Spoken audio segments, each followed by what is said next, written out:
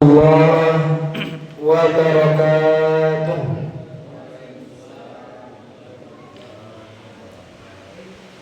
Qala subhanaka la ilma lana illa ma 'allamtana innaka antal 'alimul hakim.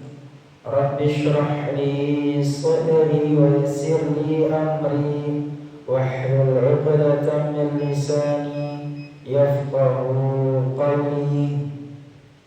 Qala mu'allifu rahimahullahu ta'ala wa nafa'ana bihi fi ulumihi fi dharani amin ya rabbal alamin. Alhamdulillahi rabbil alamin. Jamaah salat maghrib yang sama-sama mengharap ridha Allah subhanahu wa ta'ala, kembali kita berjumpa dalam kegiatan rutin kita, yaitu kembali memperbarui ilmu-ilmu kita yang sudah pernah kita pelajari. Jadi di sini tugasnya Pak Heru hanya mengingatkan serta untuk mempertajam di beberapa yang memang ibu-ibu atau bapak-bapak itu biasanya hanya sekedar mengetahui. Maka patut kiranya kita ucapkan bersama-sama dengan kalimat Alhamdulillahirabbil alamin. Pertemuan kita pada malam hari ini dipenuhi oleh barokah, dipenuhi oleh manfaat. Maka sekiranya kita selalu melantunkan salawat kepada Sayyidina Muhammad sallallahu alaihi wasallam, yang berkat barokah hidupnya beliau kita diberikan kehidupan beriman dan berislam dengan tenang dan nyaman sampai detik ini, tanpa ada sedikit pun peperangan yang kita alami, tanpa ada sedikit pun kekecewaan yang mendalam yang kita rasakan. Maka harap kiranya kita harus selalu tersambung hatinya kepada baginda Muhammad sallallahu alaihi salatu wassalam. Alhamdulillahirabbil alamin. Ibu-ibu, bapak-bapak jamaah salat maghrib, pada pekan lalu kita sudah masuk ke bab wudu, yang mana bab wudu di situ ada rukunnya.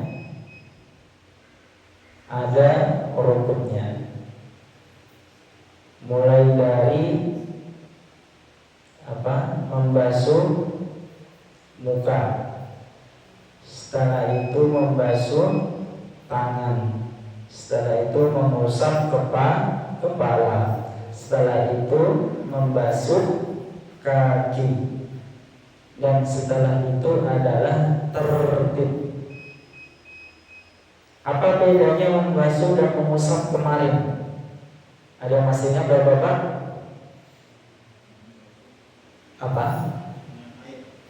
Ya, kalau membasuh harus ada airnya. Kalau mengusap walaupun tidak ada genangan airnya, itu dinamakan mengusap, walaupun tidak ada genangan airnya. Membasuh itu walaupun sedikit ada genangan air, terlihat ada genangan air sedikit aja, itu sudah dinamakan mengusap. Baik, kemarin ada pembahasan kita yang belum tuntas, yaitu masalah mahram di dalam Islam, yaitu masalah mahram di dalam Islam, yang mana di sini kita sering sekali mendapatkan ujian dari teman-teman kita atau dari saudara-saudara kita yang masih belum mengerti mengenai mahram. Jadi sekarang masih banyak yang tersinggung ketika kita berusaha nggak salaman dulu, cukup senyum dan mengisyaratkan tangan untuk tidak bersalaman. Baik, kita mungkin kita selesaikan sampai azan Isya insyaallah. Azan Isya pukul 19 lewat, masih ada setengah jam ya. Baik, jadi para ulama fikih itu mengemukakan mahram itu ada yang karena sebab pernikahan, bentuknya ada 4 sesuai dengan ayatnya, wa ummahatun nisaikum wa rabaibukum allati fi hujurikum min nisaikum allati dakhaltum bihin fa in lam takunu dakhaltum bihinna fala junaha 'alaikum wa halailu abnaikum alladzina min aslabikum. Di surah An-Nisa ayat 23 diterangkan diharamkan atas kamu ibu-ibu istrimu, yaitu mertua. Selanjutnya adalah anak-anak istrimu yang dalam pemeliharaanmu dari istri yang telah kamu campuri atau anak tiri. Tetapi jika kamu belum campur dengan istrimu dan sudah kamu ceraikan, maka tidak berdosa kamu mengawininya atau mengawini anak tiri tadi. Dan ini diharapkan bagimu, istri-istri anak kandungmu atau menantu dari tulang usul kalian. Maka selanjutnya firman Allah Subhanahu wa taala di surah An-Nisa, wala tankihu ma nakaha abaukum min nisa'i illa ma qad salaf. Janganlah kamu mengawini wanita-wanita yang telah dikawini oleh ayahmu, terkecuali pada masa yang telah lampau. Jadi ketika ada ayah kita menikah lagi, maka kita tidak berhak untuk menikahi istri kedua dari ayah kita, kecuali sudah ada perceraian, itu tidak apa-apa. Maka yang pertama adalah ummul az-zaujah, yaitu ibu mertua. Ini yang mahram ya. Yang mahram itu adalah ummu zaujah, ibu mertua sampai ke atas. Jadi misalnya bapak ketika nanti bersentuhan, tidak sengaja bersentuhannya, misalnya tidak usah berwudu lagi ketika dengan ibu mertua, karena itu sudah menjadi mahram kita pas seketika itu, boleh ketika akad nikah. Ibu mertua, kemudian nenek mertua, ya, ibu mertua, nenek mertua. Setelah itu ke atasnya sampai bulu mertua atau canggang mertua atau misalnya nenek moyang mertua, itu masih mahram dengan kita. Maka baik itu ketika kita sudah menggauli istri kita atau belum. Jadi misalnya ada beberapa kasus yang habis menikah itu pindah pulau. Habis menikah pindah pulau, akhirnya ada beberapa waktu singgah ke tempat mertuanya. Dan ini banyak kejadian. Habis menikah atau itu melanjutkan studi yang belum selesai atau melanjutkan kontrak pekerjaan yang belum selesai. Biasanya seperti itu. Itu banyak pengantin-pengantin baru yang LDR. Jadi tidak mengapa ketika kita bersentuhan dengan ibu mertua dalam kondisi berwudu, tidak batal. Maka selanjutnya adalah seorang laki-laki langsung menjadi mahram dari ibu mertuanya, baik ibu mertua karena nasab atau karena persusuan, dengan catatan akadnya sah, memenuhi syarat dan rukunnya. Jadi apa syaratnya akad nikah? Syarat akad nikah itu yang pertama ada calon mempelainya, setelah itu ada walinya, baik itu wali dari bapaknya atau wali yang menghakimkan, dan setelah itu ada akad nikahnya. Itu secara agama sah. Tetapi jangan sampai ketika kita menyampingkan sah secara negara, mentang-mentang baru keluar dari misalnya beberapa ini kasus ada yang kebelit untuk menikah dengan mengenampingkan negara. Itu nanti repot, yang nikah siri itu tadi itu repot itu nanti. Karena kenapa? Karena data-data dari anak-anak yang nanti akan dilahirkan secara negara tidak tercantum. Jadi untuk hukum konvensionalnya dia bukan anaknya si bapak ini tadi. Kalau kita tidak mau memperbaiki administrasi secara kenegaraan, nanti ketika kita berbenturan dengan hukum konvensional itu repot. Secara Islam memang gampang, tetapi ketika berbenturan dengan hukum internasional itu nanti akan merepotkan kita. Maka selanjutnya adalah bintu zaujah ar-rabibah atau anak tiri, baik anak tiri karena nasab maupun karena persusuan. Termasuk ke dalam baris ini adalah anak perempuan dari anak tiri.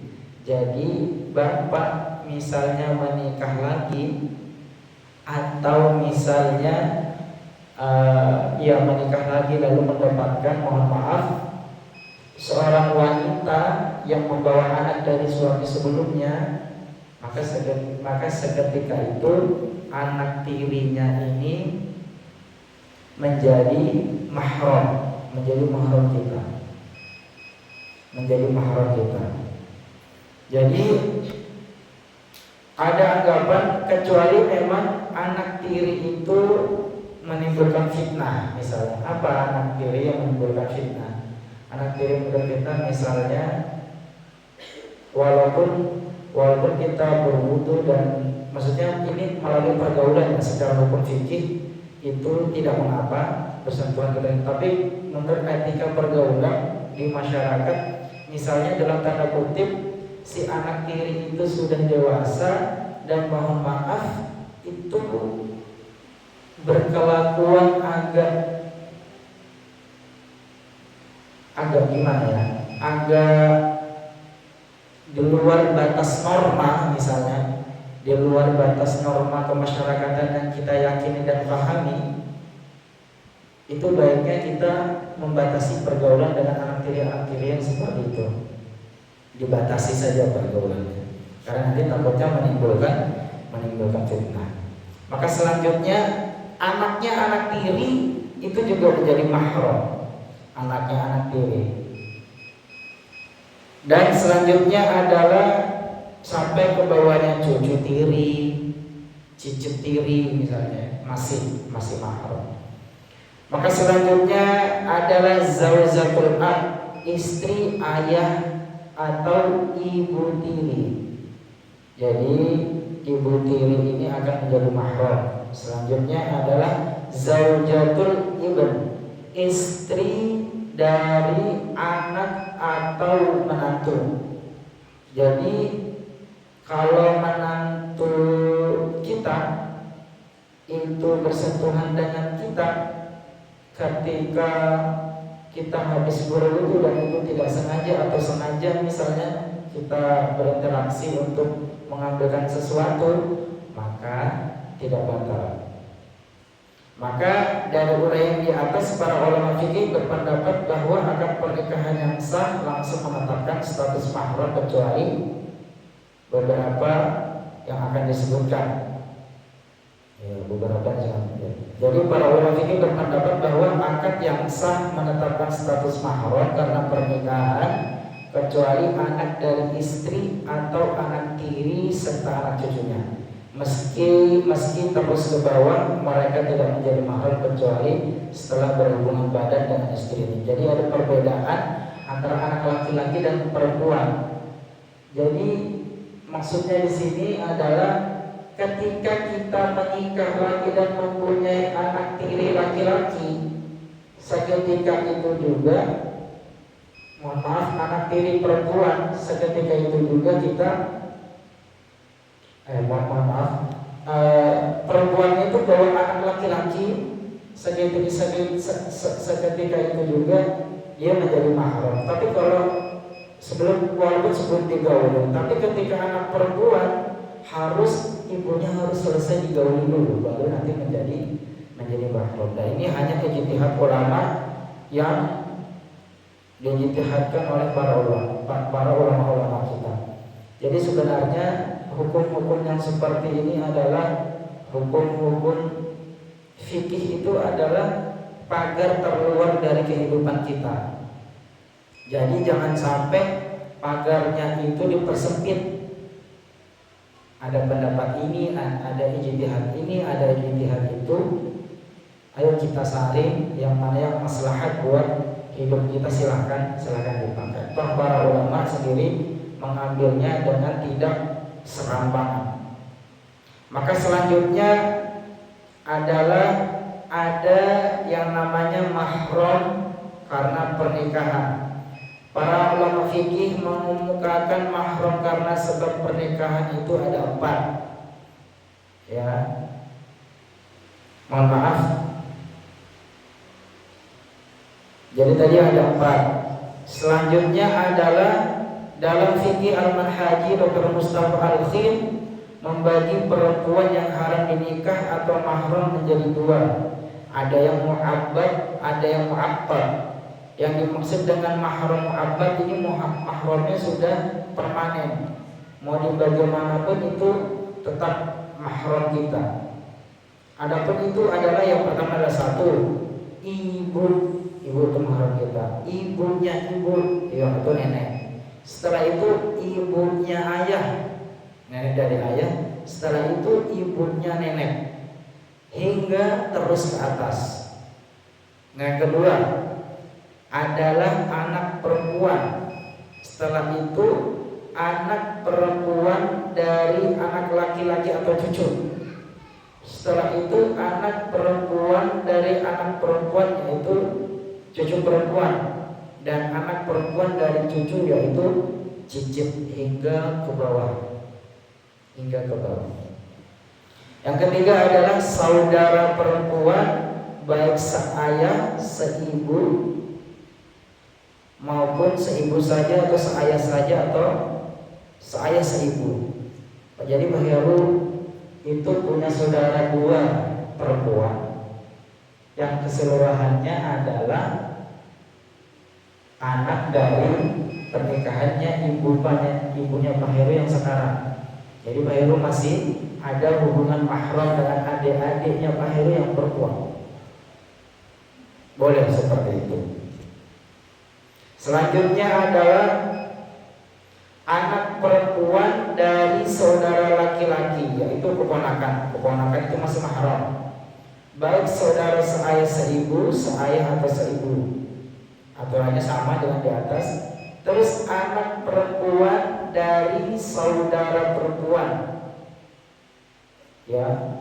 yaitu keponakan dari saudara perempuan, baik saudara seayah seibu, seayah atau seibu saja.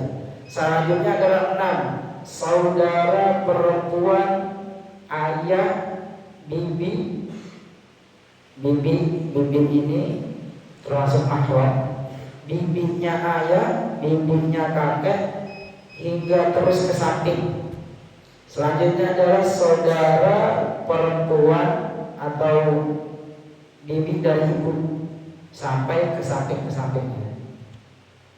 Maka selanjutnya adalah ketika kita sudah mengetahui hal-hal yang seperti ini, maka ayo bersama-sama kita praktek untuk menyelamatkan diri kita dari yang na'udzubillah min dzalik, pergaulan-pergaulan yang melampaui batas. Maka kita harus mengajarkan ke anak-anak kita bahwa yang marak sekarang itu walaupun sepupu masih dianggap mahram, padahal bukan. Maka selanjutnya adalah mahram karena sebab perkawinan, yaitu istri ayah atau ibu tiri, istri kakek atau nenek tiri. Yang kedua adalah istri, anak, menantu, istri anak atau menantu, istri cucu, hingga terus ke bawah. Walaupun sang anak dan sang cucu baru sekedar akad dan belum bergaul suami istri. Jadi ini menantu ini adalah bisa batal kemahramannya setelah mereka bercerai. Banyak menantu-menantu sekarang yang mungkin dekat dengan mertuanya semasa dia menikah, akhirnya ketika selesai menikah, ketika selesai jodohnya atau bercerai, ketulusan akrabnya keterusan, tidak dibatasi. Ya sebagaimana halnya kita semua itu harus mengerti batasan-batasan bagaimana bergaul dengan lawan jenis. Maka selanjutnya adalah ibu istri mertua, yaitu neneknya istri. Yang keempat adalah perempuan istri atau anak tiri, anak perempuan dari anak tiri atau cucu tiri. Maka hadirin jamaah sholat maghrib yang berbahagia, ini adalah gerbang utama kita dalam bergaulnya kita kepada sesama keluarga kita.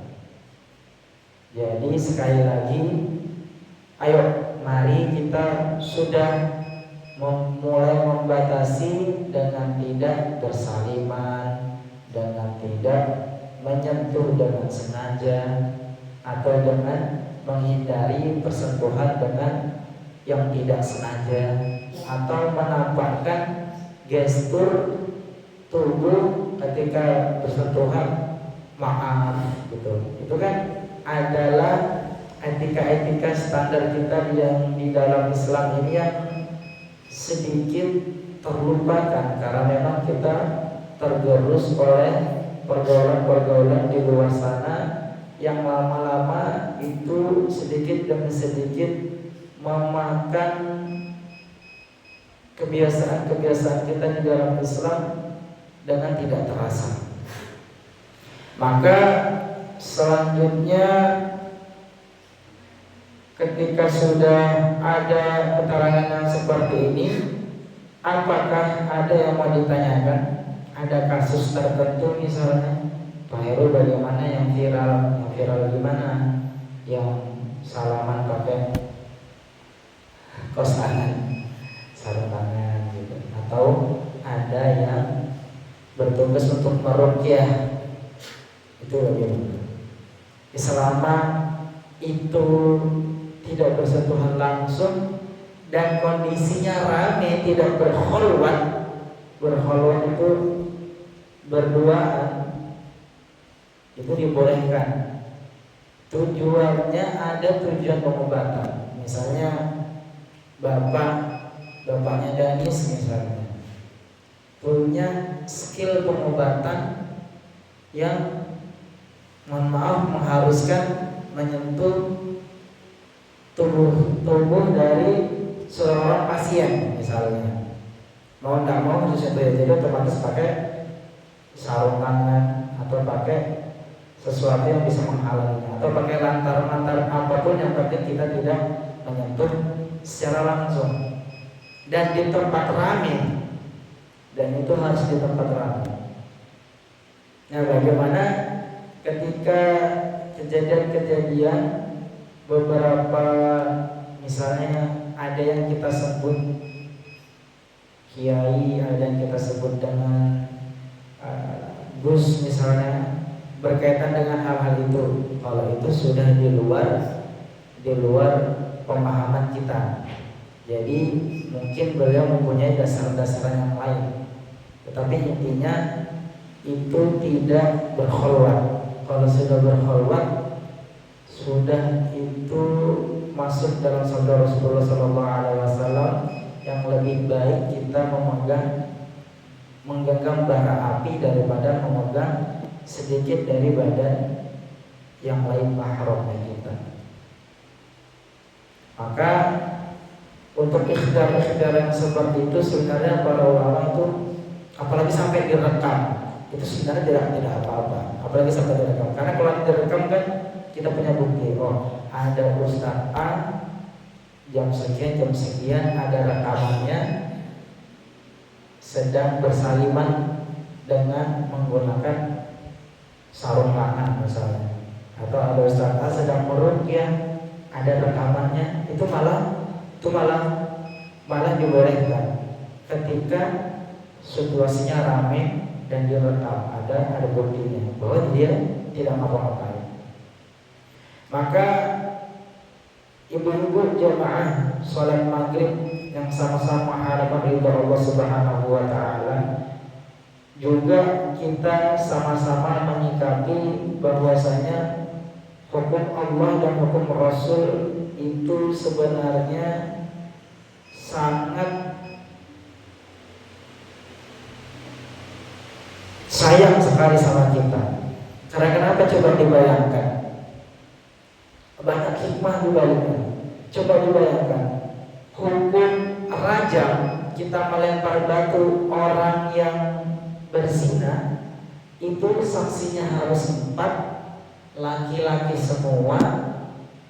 4 laki-laki semua. Kalau perempuan saksinya harus 2 laki-laki semua. Kalau perempuan itu 4, dan semuanya tidak dalam keadaan pengaruh obat-obatan misalnya, atau sadar penuh. Dan harus yang berdua ini harus melihat kejadian itu dari pertama sampai terakhir tanpa penghalang apapun. Ya susah itu ya. Makanya kalau ada orang yang menuduh zina itu hukumannya berat. Kalau ada orang yang menuduh zina itu hukumannya berat. Nah itulah hukum Islam. Kenapa hukuman Islam kejam? Kejam pun itu pun tidak memungkinkan untuk kita lakukan. Bahkan Rasulullah SAW pernah didatangi sama seorang laki-laki. Ya Rasulullah, celaka aku ya Rasulullah. Sampai 3 kali Rasulullah mendiamkan saja. Akhirnya Rasulullah menjawab, celaka kenapa? Tadi malam saya habis berzina ya wahai Rasulullah. Alah, kamu paling cuma ngigau aja. Silakan kembali ke rumah. Berikutnya datang kembali ya Rasulullah, celaka ya Rasulullah, bagaimana ini agar aku tidak diterima? Kapan kamu zinanya kapan? Kemarin malam wahai Rasulullah. Coba dipastikan dulu. Kalau kamu sampai hamil, berarti kamu betul-betul berzina. Akhirnya sampai hamil datang lagi sama Rasulullah. Wahai Rasulullah, ini bagaimana anak yang saya kandung dari hasil perzinahan sudah mau melahirkan? Ya sudah, kembali lagi kamu ke rumahmu sampai anak itu lahir. Maka kembali lagi, ini si perempuan ini menjawab, Rasulullah sudah melahirkan ya Rasulullah. Silakan disusui anaknya sampai tuntas. Maka begitu seterusnya sampai ada hukum rajam pertama pada masa Rasulullah. Dan itu pun prosesnya sangat panjang sekali, sangat panjang sekali. Padahal beberapa ulama menerangkan bahwa itu isyarat bahwa Rasulullah SAW nggak mau dia dirajam. Itu isyarat bahwa Rasulullah SAW itu nggak mau untuk merajam si perempuan. Maka kita ketika sudah mengetahui hal-hal yang seperti ini, maka kiranya pelajaran-pelajaran kita seperti ini adalah hanya sebagai pondasi. Nanti kalau ibu-ibu bapak-bapak mendapatkan pondasi baru, atap baru, dinding baru, silakan untuk kita bersama-sama memakai dalam kehidupan sehari-hari. Tidak melulu apa yang kita terangkan pada malam hari ini adalah harus dilakukan semuanya. Tetapi minimal kita ambil 1 atau 2 pelajaran-pelajaran kita pada malam hari ini. Insya Allah kajian dia atau malamnya sudah clear. Maka selanjutnya adalah madza yalzamul mutawaddi'u idza zada ayyusalliya. Apa yang diwajibkan orang yang berwudu ketika ingin sholat? Yalzamuhu taharatu malabisihi wa makanihi minan najasati wa satru auratihi wa istiqbalul qiblati wa ma'rifatu dukhulil waqti. Diwajibkan bagi orang yang berwudu itu ketika menginginkan sholat yaitu suci pakaiannya, jangan sampai pakaian kita kotor atau najis. Najis kemarin telah diterangkan apapun yang keluar dari dua lubang, apapun yang keluar dari dua lubang, dubur ataupun kubur. Maka selanjutnya adalah suci tempatnya dari najis. Jadi tempatnya ini adalah suci dari najis. Kalau ada ya tinggal dihilangkan. Bagaimana cara menghilangkan najis? Cara menghilangkan najis itu hilang warnanya, hilang baunya, hilang wujudnya.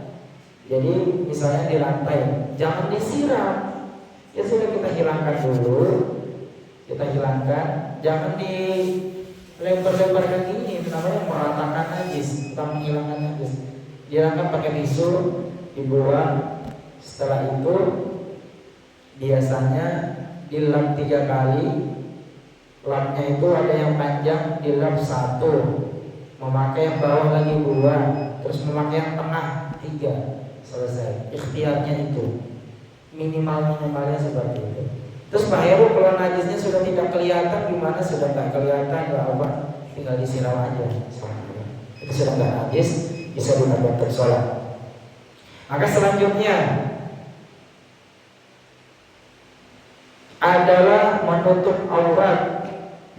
Jadi menutup aurat baik laki-laki maupun perempuan di dalam sholat wajib menutup aurat. Auratnya laki-laki dari pusat sampai lutut. Oh, berarti ada ya, kita sholat itu hanya memakai sarung sampai di bawah lutut. Pernah ada riwayat beberapa yang menerangkan ada sahabat itu sholat itu pakai sarung. Jadi barokahnya sahabat itu sholatnya hanya pakai sarung saja, dari lutut sampai, dari pusat hanya untuk pusat sampai bawah lutut, itu sah saja sholatnya. Secara fikih sah saja sholat. Jadi kita hari ini ketika dihadapkan dengan masyarakat tertentu yang berbagai macam warnanya, kita tidak kaget lagi. Selanjutnya adalah menghadap kiblat. Jadi selama kiblat kita tidak berubah atau kiblat kita sudah permanen dan tidak ada pergerakan bumi, maka kiblat kita masih menghadap ke barat. Di Indonesia kiblat kita masih menghadap ke barat. Pak Heru, kita menghadap ke barat, tapi di sana itu namanya Timur Tengah. Timur Tengah itu dari negara Eropa.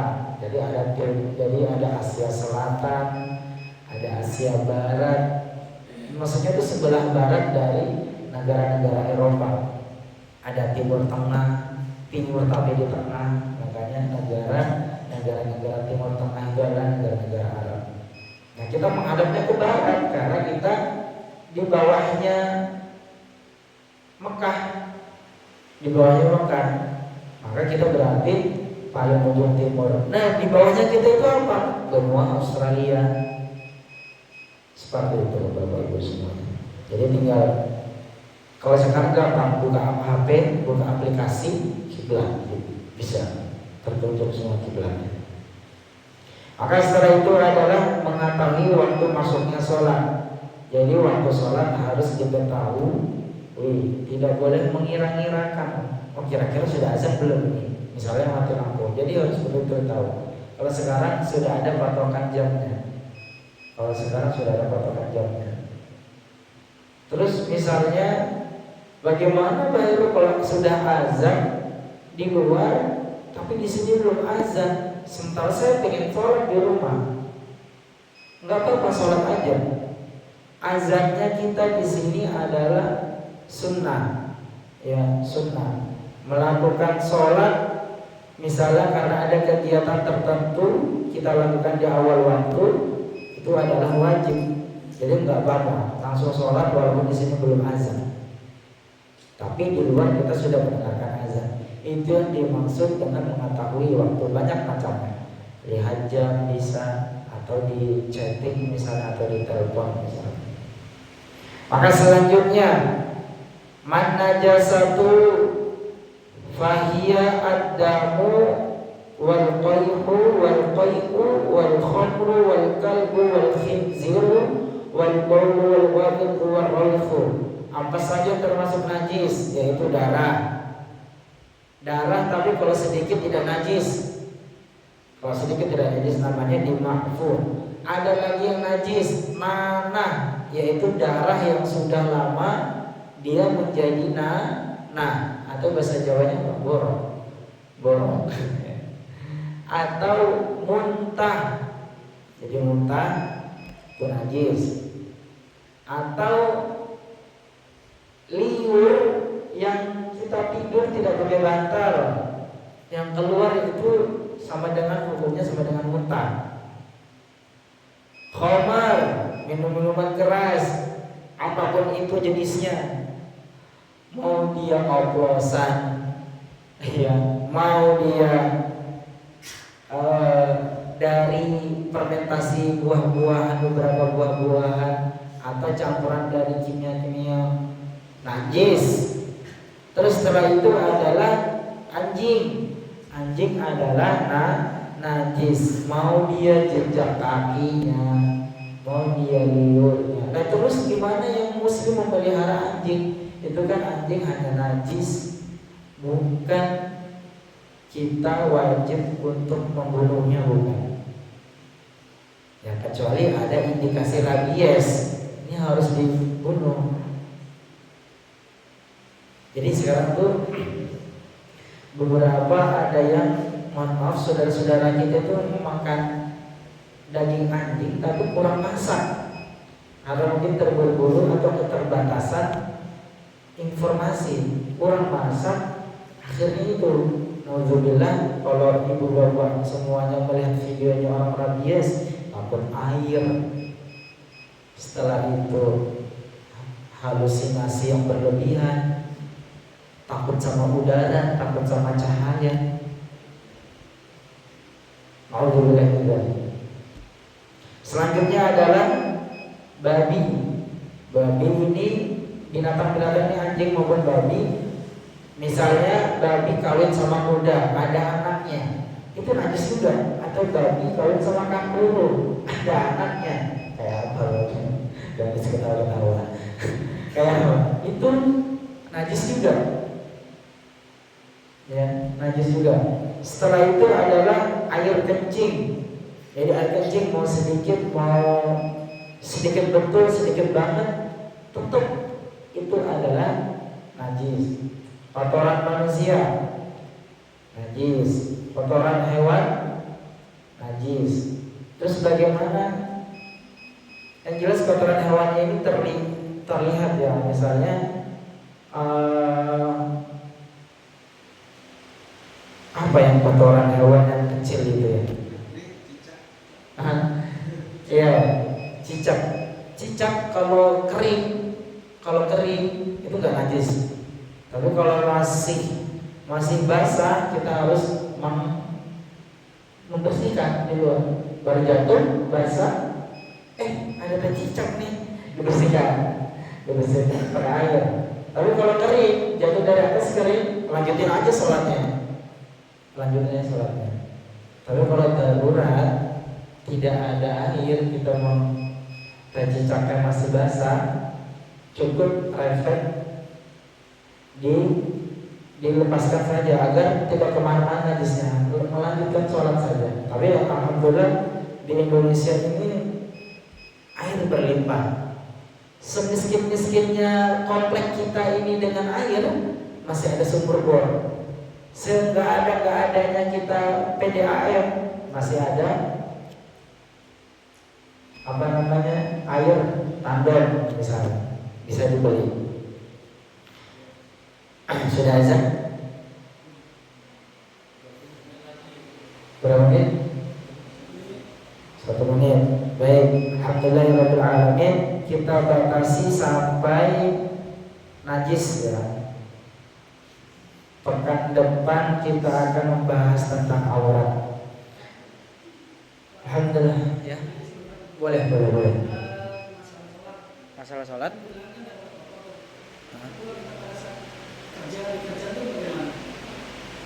Bekerja. Iya. Oke, baik. Pertanyaan bagus. Kemarin Pak Heru sempat menjelaskan bahwa ketika kita bekerja sudah masuk waktu sholat dan kita ingin mengawalkan sholat, itu boleh langsung berwudu dan sholat. Boleh. Jangan sampai ketika kita bekerja itu mengakhirkan sholat atau mengqadha sholat dengan sengaja. Itu sama saja kita pada waktu itu mengurangi orang-orang yang sujud kepada Allah Subhanahu wa taala. Jadi langsung sholat, niatnya ya Allah, aku sholat untuk menghormati waktu sholatmu. Jadi sholat dihormati waktu. Setelah itu Bapak setelah sholat selesai, nanti sholatnya diqadha. Entah ada qadanya mau tidur, entah ada qadanya sesempatnya, entah ada qadanya beberapa hari kemudian jika ingat, sesempatnya diqadha. Jelas jangan sampai sama sekali kita nggak sholat. Ya. Cukup jelas ya, insyaallah. Terima kasih untuk Bapak Ibu semua. Alhamdulillahirabbil alamin. Pada malam hari ini pertemuan kita tuntas membahas mengenai mahram, ajnabiyah, najis dan apa-apa yang dilarang ketika kita berwudu. Kurang lebihnya mohon maaf. Marilah kita tutup dan bersama-sama baca doa kafaratul majlis. Subhanakallahumma bihamdika asyhadu an la ilaha illa anta astaghfiruka wa atubu ilaik. Wassalamualaikum warahmatullahi wabarakatuh.